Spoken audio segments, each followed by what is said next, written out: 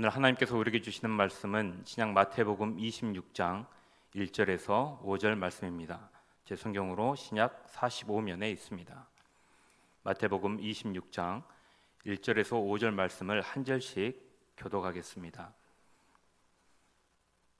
예수께서 이 말씀을 다 마치시고 제자들에게 이르시되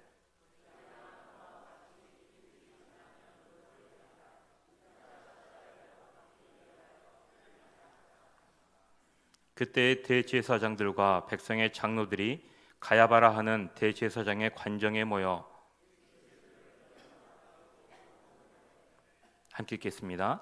말하기를 밀란이 날까 하노니 명절에는 하지 말자 하더라. 아멘.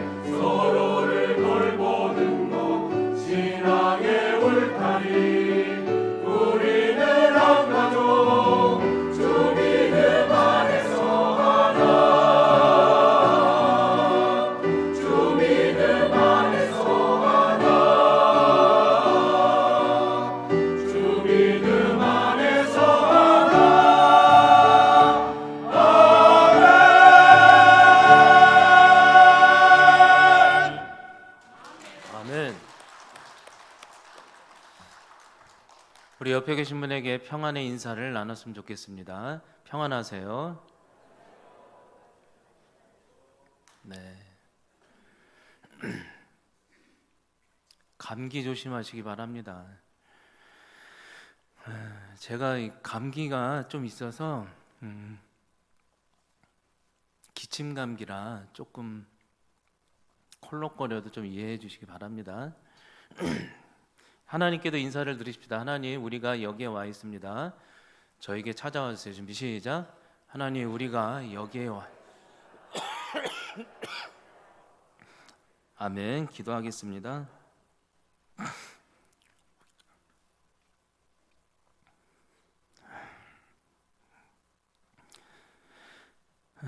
하나님, 오늘도 귀한 날입니다. 이렇게 주일날 예배드리게 하여 주시고 하나님의 은총을 경험하게 하시니 감사합니다. 연초입니다. 주여 붙들어 주시옵소서.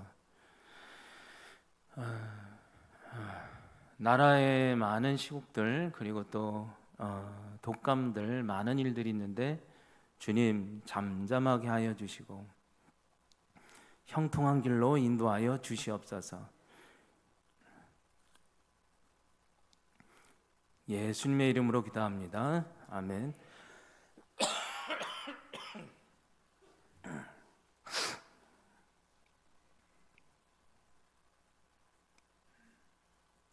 오헬리가 쓴 단편 소설 마지막 입새라는 작품을 보면 안타깝게도 폐렴에 걸려 점점 죽어가는 한 여인이 등장합니다.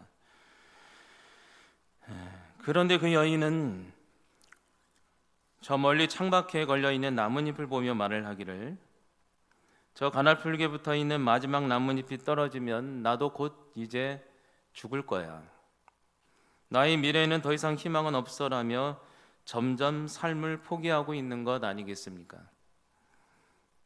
그리고 며칠이 지난 어느 날 드디어 이 여인은 다 살기로 작정한 사람처럼 오늘은 나뭇잎이 분명 다 떨어졌을 거야, 이제 나도 곧 죽어야지 하며 창문을 열어 제치게 됩니다.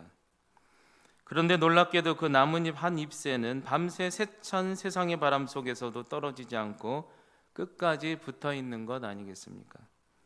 더 신기한 것은 그 잎사귀 한 잎새는 다음 날도 그 다음 날에도 계속 붙어 있는 것입니다.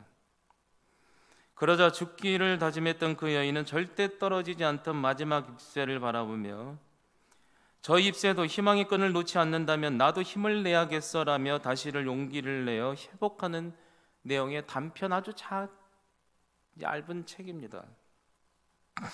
알고 보니 기적처럼 절대 떨어지지 않았던 그 가냘픈 마지막 잎새는 사실 옆방에 사는 나이 많은 술주정뱅이 화가가 이 아픈 여인의 안타까운 속 사정을 친구로부터 듣고 본인도 폐렴이면서 비를 맞아 죽어가면서 마지막으로 그 여인을 위해 그려놓은 유작이었던 것이었습니다.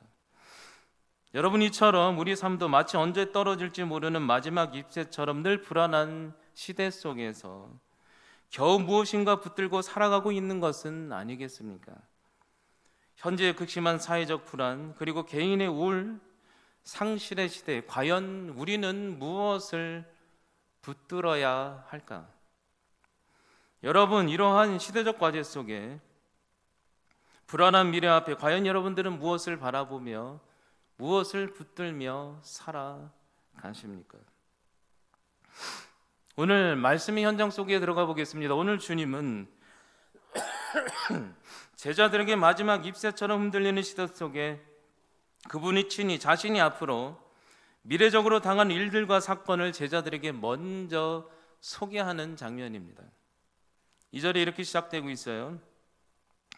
너희가 아는 바와 같이 이틀이 지나면 유월절이라 인자가 십자가에 못 박히기 위해 팔리는 고난을 당하니라. 주님은 이틀 때의 고난이 온다고 우리에게 말씀하고 있는 거예요.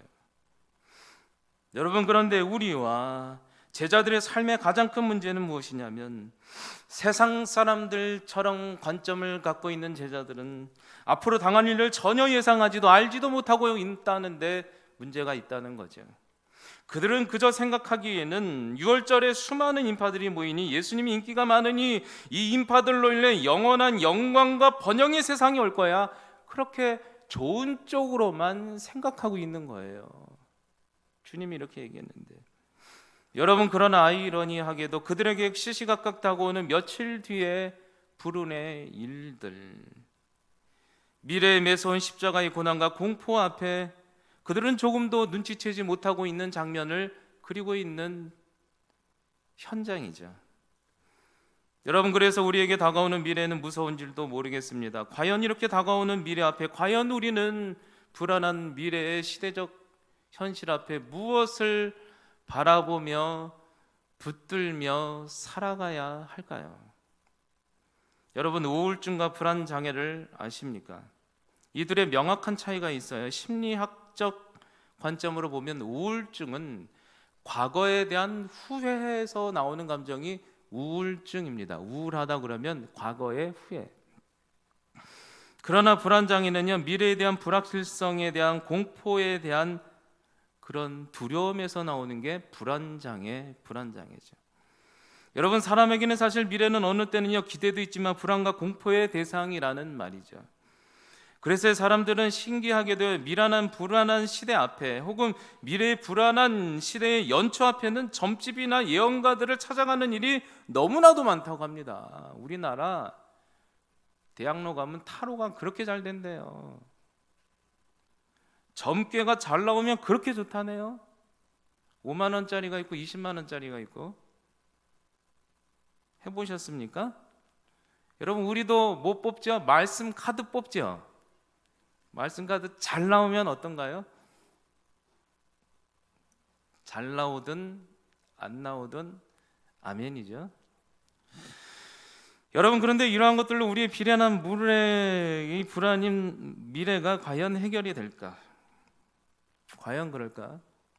여러분, 그렇다면 제자들과 우리든 이런 미래의 예상하기 어려운 불안 앞에 세상의 방식으로는 전혀 해결이 안 된다면 과연 이렇게 불안한 흔들리는 겨우 붙어 있는 마지막 잎새와 같은 시대 속에서 과연 우리는 이 불안을 이겨낼 수 있는 유일한 방식은 무엇인가? 다시 한번 질문해 보면 우리에게 다가오는 이런 불안한 현실 앞에 과연 우리들은 무엇을 붙들어야 이 불안한 현실에서 해방되고 탈출할 수 있을까?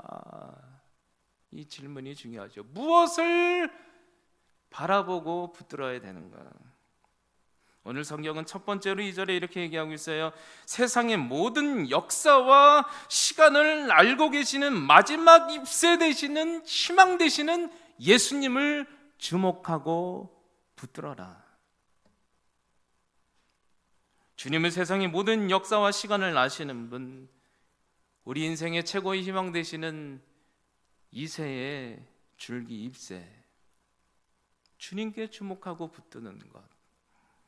오늘 2절에는 이렇게 얘기하고 있어요. 너희가 아는 바와 같이 이틀이 지나면 유월절이라 인자가 십자가에 못 박히기 위하여 팔리니라. 주님은 이틀 뒤의 일을 이미 알고 제자들에게 말씀하고 있는 거예요.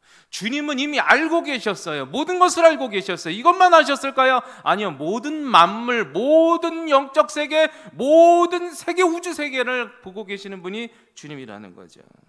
보세요. 누가복음 5장에 베드로에게 뭐라고 그래? 깊은 곳에 가서 그물을 던져라.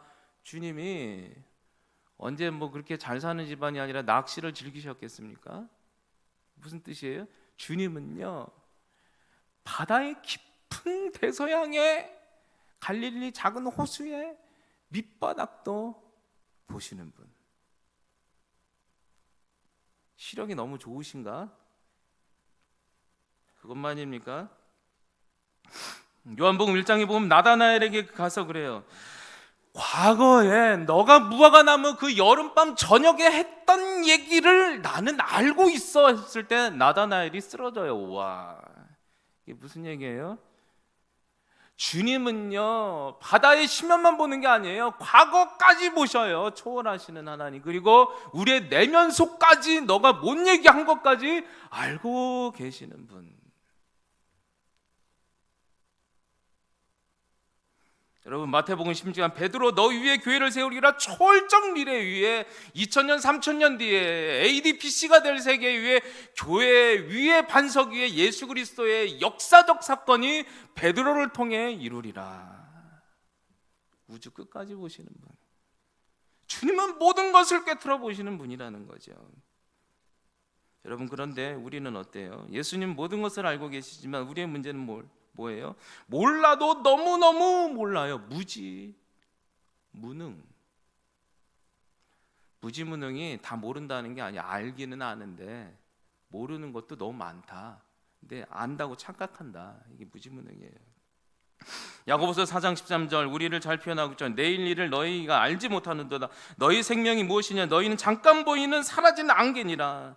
여러분, 우리는 불행하게도 어떤 위대한 사람도, 제자도, 점쟁이도, 철학자조차도, 현인도 자신들이 자신의 삶이 안개와 같은 존재인지조차도 모르고, 또 자신들이 얼마나 교만해지고 변질되어 가는지, 오늘도 변질되어 가는지도 내 자신의 내면도 나도 못 보고 미래 일조차도 한 치 앞도 모르는 게 우리예요.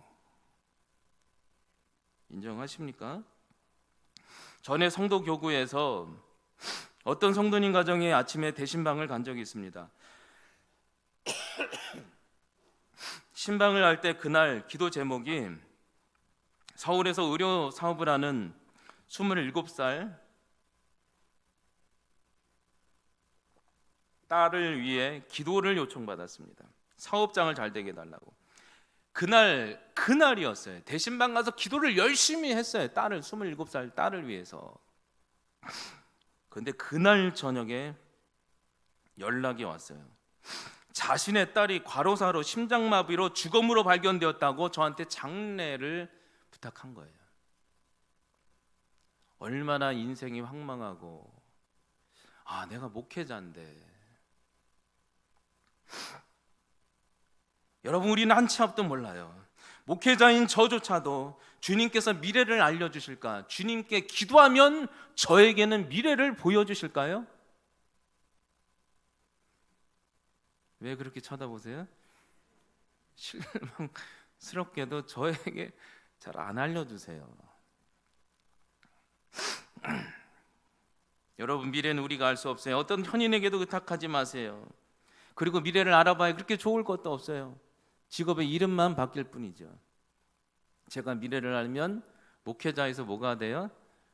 점쟁이 목사님. 여기가 미래를 알면 점쟁이 집사님, 점쟁이 장로님. 덕이 안 돼요. 여러분, 그렇다면 이 말씀 우리 삶에 적용해 본다면 무엇일까? 그래서 우리는 이렇게 무지무능하고 미래조차 자신조차도 잘 몰라서 불안한 미래 속에 살고 있지만, 그럼에도 불구하고 우리가 담대하게 미래를 향해 헤쳐나갈 수 있는 영적 자산 붙들 수 있는 것은 무엇이란 말인가? 이사야 11장 1절, 이새의 줄기 한 싹이 나며 그 뿔에서 한 가지가 나네. 미래에 그 가지가 결실을 맺게 하리라. 여러분, 그렇죠. 우리가 여전히 아무것도 몰라요. 여전히 내 전제도 몰라요. 내가 변질되는 것도 몰라요. 미래도 몰라요. 그럼에도 불구하고 미래를 헤쳐나갈 수 있는 담대한 영적 자산은 하나밖에 없다는 거예요. 그게 뭐예요? 미래의 모든 역사와 시작과 과정과 계획과 선한 열매까지 하시는 전지전능한 아버지 예수님이 우리의 아버지시라는 거예요. 믿으십니까? 저희 아들은 자신이 모르면 제가 아버지라고 제가 슈퍼맨인 줄 아나 봐요. 모든 것을 아는 줄 알고 다 물어봐요. 지금도. 귀찮아요. 하물며. 여러분, 우리 아버지 마지막 희망 되시는 이세에 입세되시는 예수님은 모든 역사와 시간과 내면과 심중과 심연을 알고 계시는 분이에요. 여러분, 그분만을 붙들고 그분만을 바라보고 그분 안에서 자유를 누리시기 바랍니다. 그곳에 평안이 있다는 거죠. 여러분, 그래서 우리는 조금 몰라도 돼요. 알 필요가 없어요. 믿음이에요. 아시는 그분께 바라보고 입세되시는 그분께 이 불안한 시대 속에서 인식하고 묻고 살아가시기 바랍니다.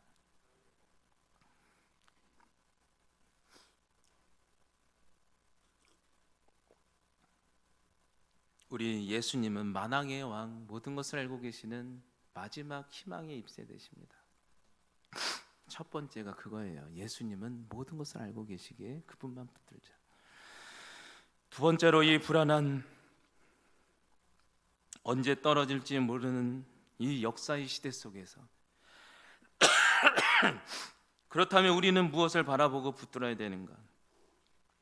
세상 역사를 다 하시는 분을 알았다면 이제는 세상 역사를 통치하시고 인도하시고 주관하시는 예수님을 주목하고 붙들어야 된다는 얘기죠. 오늘 3절과 4절을 봅시다. 이렇게 나왔어요. 그때 대제사장과 백성이 장로들이 가야바라는 대제사장의 관정에 모여 예수를 흉계로 잡아 죽이려고 의논하되 그러나 말하기를 밀란이 날까 하노니 명절에는 하지 말라 하더라. 여러분, 오늘 말씀은 신기하게도 세상 사람들의 악한 계획과 관점과 세상의 방식을 먼저 소개하고 있어요. 여러분, 세상의 방식이 무엇이에요? 늘 이런 식이에요. 오늘 대제사장과 장로와 세상 사람들은 자신의 이익을 위해서 예수님을 죽이기로 논의하고 결정한다. 여러분, 이것이 세상의 방식이죠. 자신들의 이익을 위해 철저히 사람을 죽이는 방식, 이것이 바로 세상의 방식이라는 거예요. 그런데 문제는 그들의 의도대로 되지 않아요. 예수님을 처형하고 싶지만 자신의 이익을 위해 예수님 우리의 사회적 체제를 붕괴하는 것 같은 대상이지만 그 예수님을 죽이려고 하지만 사람들로부터 인기가 너무 많으니 오늘 정교 지도자들이 결정한 거예요. 민중이 겁나서 유월절날 예수님은 이번에는 절대 건들지 말자 결정을 해버렸어요. 원래 안 죽이기로 한 거예요, 역사적으로. 여러분, 제자들의 방식도 보세요. 제자들은 예수님의 인기를 하늘지니 그들이 생각한 건 예수님을 이용해서 자신의 야망을 채우려 했어요. 자신의 방식들이죠. 여러분, 자연적인 사람은 다 그래요. 저를 포함해요. 나를 위해 사람을 죽이는 방식, 예수님이라도 내 번영을 위해 사용하는 방식. 그러나 그 모든 것들이 좌절됐죠. 여러분, 그런데 신기하게도 이 순간, 이 역사적인 순간에, 지금 이 순간에도 세상의 육선은 누구의 의지대로 계획되었는가? 세상의 방식인가? 사람의 방식인가? 누가복음 22장 3절과 4절에 이때 열둘 중에 하나인 가룟인이라 부르는 유다에게 사탄이 들어가니 이에 유다가 대제사장에게 예수님을 돈으로 넘겨줄 방도를 이 순간 의논하기 시작하더라. 여러분 보십시오. 역사는 세상의 방식, 사람의 방식이 아니라 이 시점에 과연 누가 12제자 중 가룟 유다가 배신할 줄 알았을까? 여러분, 아무도 몰랐어요. 그러나 주님의 역사는 이런 식으로 시작되는 거죠. 여러분, 여기서 핵심이 뭐냐? 바로 당시 제사장들이나 정치인들, 제자들의 기대로 역사가 이루어진 것이 아니라 세상의 역사와 미래는 예수님이 말씀하신 대로만, 예수님이 계획하신 대로만, 주님이 역사를 통치하시는 대로만, 그분 자신이 이번 6월절에는 십자가에 달려 많은 죄인을 위해 내가 죽기로 결정한 구속사의 그분의 역사의 의지대로만 미래는 결정됐다는 겁니다. 여러분, 믿으시기 바랍니다. 잠언서 16장 9절, 사람이 마음으로 자기의 길을 계획할지라도 그 걸음과 우주의 역사를 인도하시는 분은 여호와시니라. 전에 알던 신방 권사님이 몇 년 전 얘기입니다. 저에게 얘기하기를 예전에 용한 점쟁이가 자신의 딸이 5명인데 결혼을 하려면 은수저를 많이 사서 준비하면 된다고 했다는 거예요. 제가 가서 기도를 해드렸죠. 은수저가 막 가득해요, 벽면에. 근데 막 슬퍼요. 그분이 표정 왜 그러냐고 했더니 이번 주에 5명의 딸들이 와서 자신들은 결혼 안 하기로 했다고. 5명이 엄청 실망하는 겁니다. 그러더니 점쟁이한테 그냥 복비만 내고 속았다고.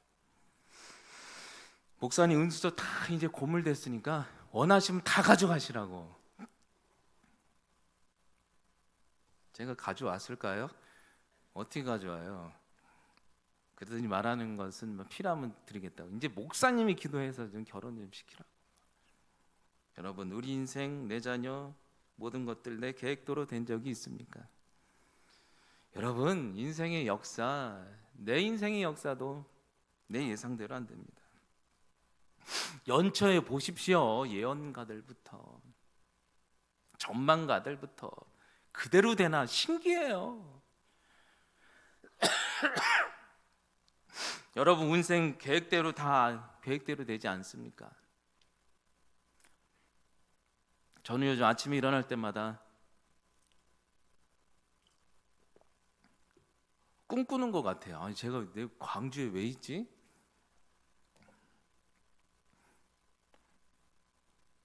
그렇지 않습니까? 여러분 드라마를 좋아하십니까? 저도 드라마를 보죠. 드라마 보면 주인공이 죽고 살고 누구의 관점대로 되느냐? 전지적 작가 시점. 우리의 인류의 역사, 개인의 모든 역사, 우주적 통치자 예수 그리스도에 의해서 결정된다는 것 믿으시기 바랍니다. 그래서 기도가 최고의 힘이에요. 여러분 보십시오. 몇 년 전 트럼프 대통령과 김정은 만날 때 금방이라도 협상의 평화가 이루어질 것처럼 예상했지만 우리의 예상처럼 되던가요?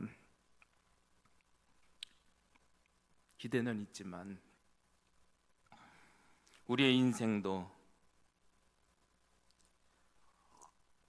이 민족의 모든 역사조차도 이 시점, 이 어려움조차도 모든 향방도 그 모든 것을 결정하시는 분은 누구인가? 저는 확신합니다. 역사의 주관자, 통치자 예수님만이 우리 인생의 역사의 모든 각본을 계획하시고 이끌어 가십니다.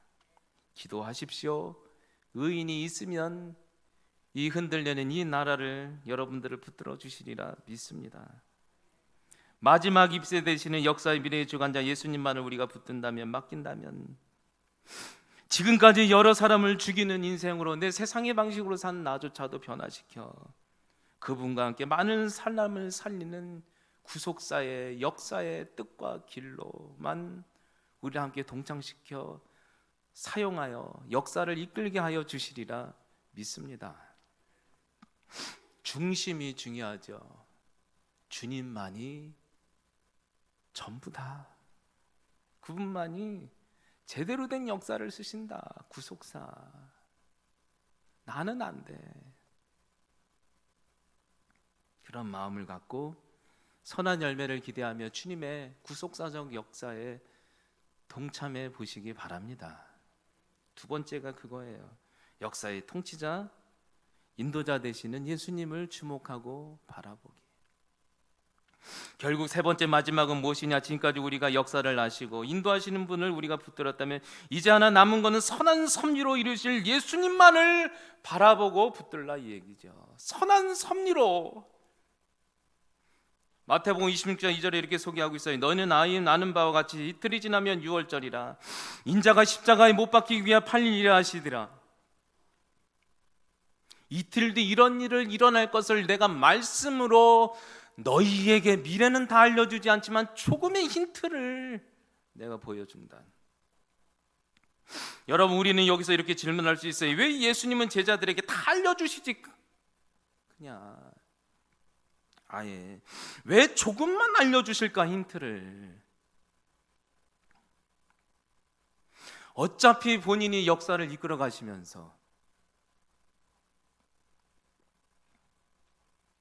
왜 굳이? 아모스 3장 7절 이렇게 나와 있어요. 주 예수께서 자기의 비밀을 그 종 사랑하는 선지자에게 보이지 아니하시고는 가장 선하신 일을 행하신 적이 주님은 없으시더라.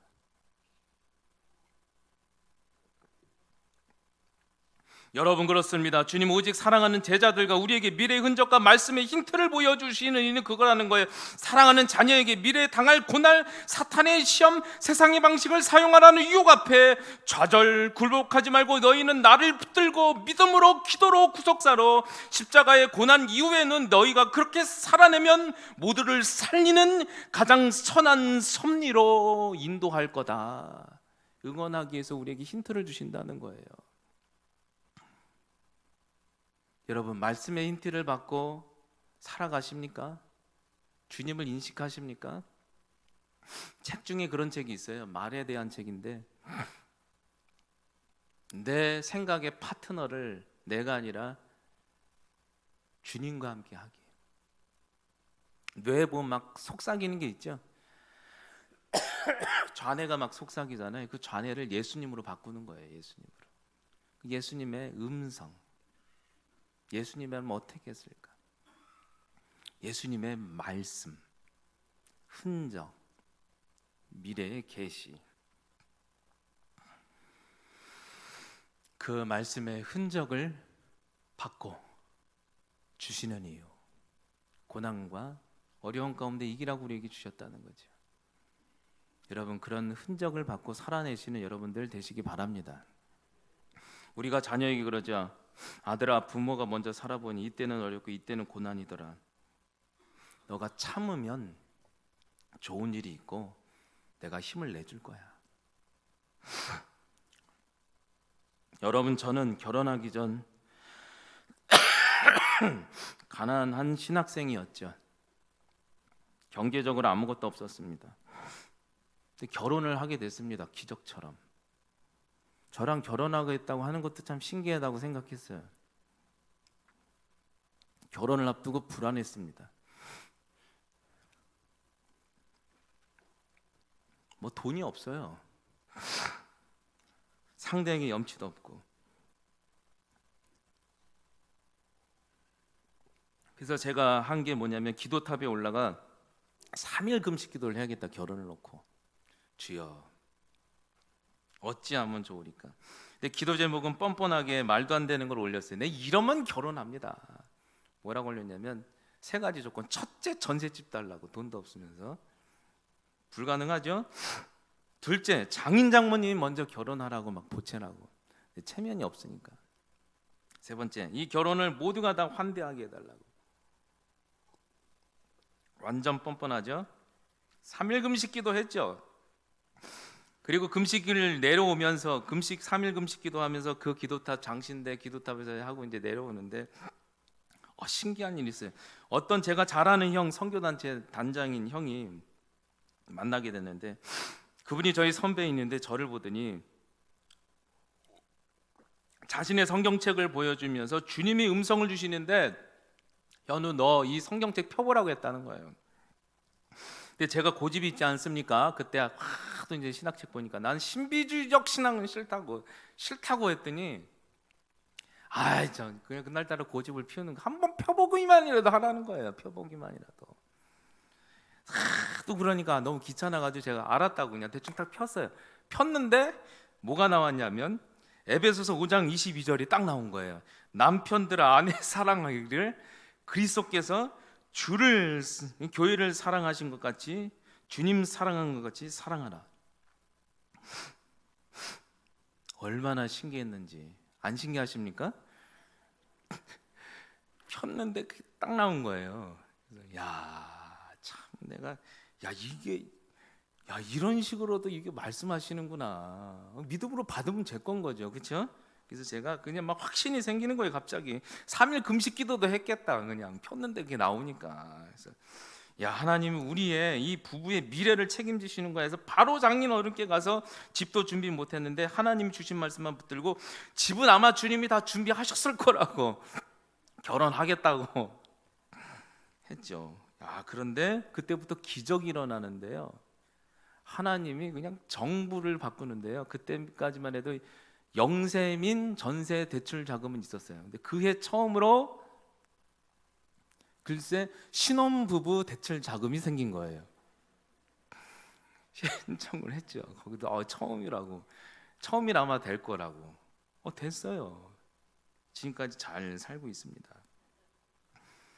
여러분, 사랑하는 자녀를 위해 하나님은 힌트도 주시고 우주의 역사, 국가의 제도도 바꾸셔서 가장 선한 섭리로 인도하십니다.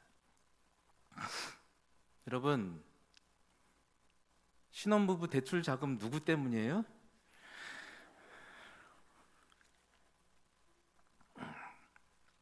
하나님 때문이죠. 제가 기침이 있어서 죄송한데 독감 조심하시기 바랍니다. 올 한 해 미래가 불안하다고 얘기합니다. 걱정하지 마십시오. 사랑하는 자녀에게는 기도하면 미래의 힌트도 주시고, 전쟁에서 오면 삶의 어려움도 주시고, 다가올 미래 앞에, 고난과 시험 앞에 이길 수 있도록 기도를 준비하게 하여 주십니다. 그래야 미래의 국가와 우주를 바꿔서라도 여러분들을 지키고 이 나라를 지켜내시리라 믿습니다. 말씀에 힌트를 주시는 하나님, 선한 모두를 살리는 구속사의 역사로 우리를 참여하시는 마지막 입새 되시는 예수 그리스도, 그 예수님만을 바라보고 붙드시기 바랍니다. 마지막으로 교회 오빠 이관이라는 책을 펴낸 오은주 집사님의 간증을 제가 발췌해서 소개해드리도록 하겠습니다. 그대로 읽어드리겠습니다. 명문대에 나왔던 멋진 이관희 집사가 결혼 3년 차이며 나이가 겨우 30대 되던 해 아무도 예상하지 못했던 대장암 사기 판정을 받게 됩니다. 그리고 나서 전혀 예상하지 못했던 두 번째 고난이 찾아왔는데 그해 12월 31일 시어머니가 자신의 아들의 암투병으로 고통스러워한다며 그 모습을 차마 지켜볼 수 없다고 자신의 옷방에서 자살을 시도한 것입니다. 그 당시 대장암 투병 중에도 한 번도 울지 않던 남편마저 눈물을 펑펑 쏟아내며 갑작스럽게 다가온 두 번의 큰 시련은 우리 부부가 감당하기는 너무나도 큰 상과 같았다고 합니다. 그런데 불행은 여기서 끝나지 않았습니다. 또다시 우리가 전혀 예상하지 못했던 세 번째의 미래적 고난이 찾아온 것입니다. 그것은 오은지 집사님이 저 자신의 몸에도 안 좋은 이상의 변화를 느끼기 시작한 것입니다. 결국 병원에서 검사를 받게 되었는데 불행하게도 혈액암 사기 판정을 받게 된 것입니다. 의사는 이미 온몸에 암이 퍼져 골수까지 전이되었다는 것입니다.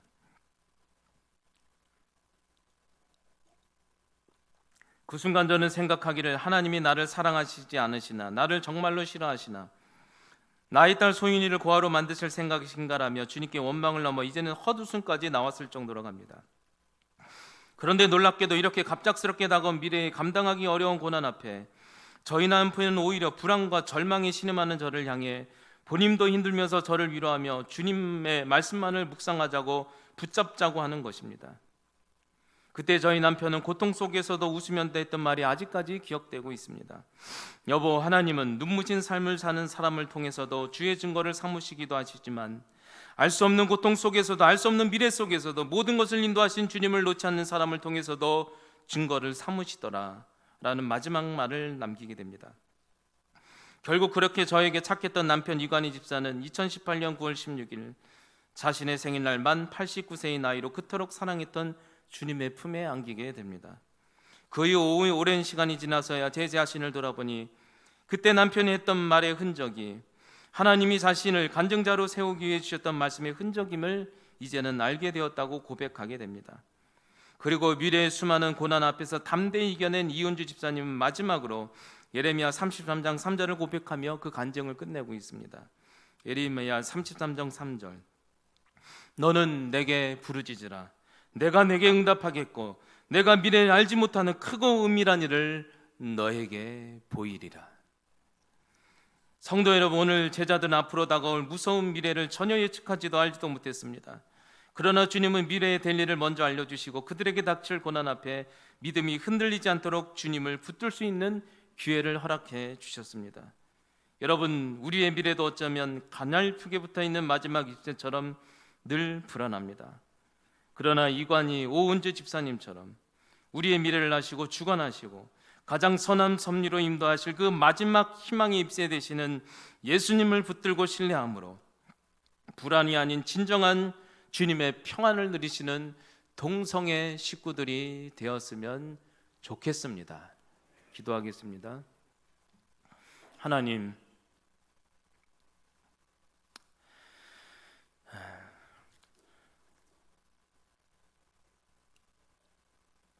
주님만을 붙듭니다. 불안한 우리 인생의 미래 속에서, 풍랑 속에서 가장 평안을 주시는 주님을 붙들 때 모든 것을 아시고 역사를 주관하시며 구속사로 선한 통치를 이루시기를 원하시는 그 주님을 붙들므로 하나님, 우리도 모든 이들을 살리는 하나님 역사에 주님의 동역자들이 되게 하여 주시옵소서. 예수님의 이름으로 기도하옵나이다. 아멘.